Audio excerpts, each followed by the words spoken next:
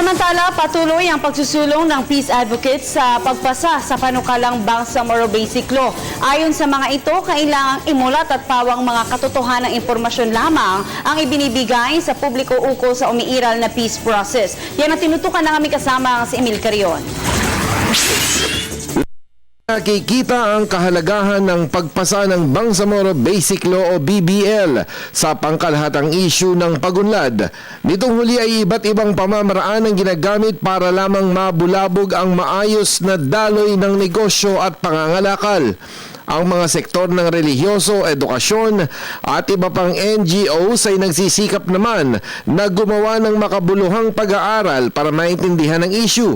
Katulad na lamang ng conflict analysis, sa hanay naman ng mga advocacy groups ay patuloy ang panawagan para sa daan sa kapayapaan. Yung BBL an aspiration na baka pwede pong dumating yung hinahangad na self-determination na nagkulang doon sa Organic Act through the MNLF.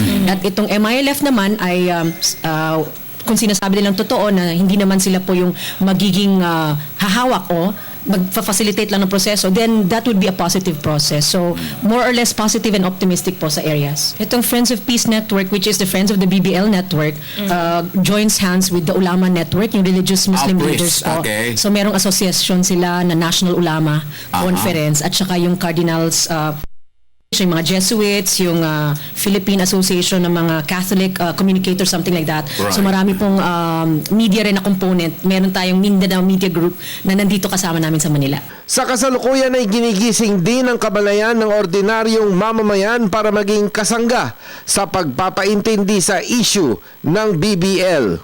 Mga kaibigan, ang panawagan namin sa mga congressmen nga is wag i-technical masyado yung discussion. A dialogue of life should occur.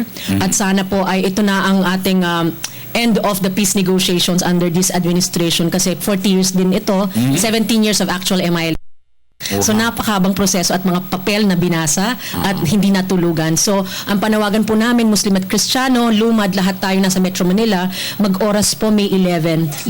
We're praying together, we sleep together as Mindanaoan, and let's now call on all our Filipinos to work together, to march together as one Filipino for a peace process through the Bangsamoro Basic Law passage. That's on May 11 po morning. Sa isang digmaan, manalo o matalo, taong bayan ang laging talo. Sa kapayapaan, lahat ay panalo.